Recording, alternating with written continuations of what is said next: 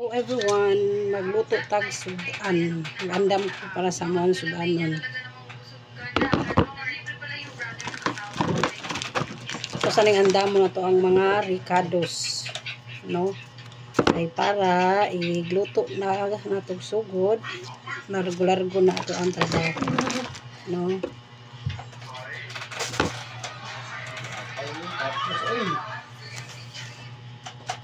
Mo din na ato ang patatas o carrots, then ato ang karne. Then ako pud siyang butangan og hotdog. So magsugod na ta og luto. So wala siya everyone. Lamig mo gud kay kaon ani nga nagkuan ko ba. Na-grave ko ani nga klase sa sudan. So nagluto ko, napalit ko gamay lang gud kay nga karne. Then mo pa abot na ko nagikan dai sa merkado.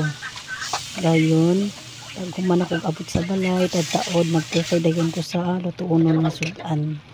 So, muna na siya, everyone. Lami na kay tanan siya. Matik.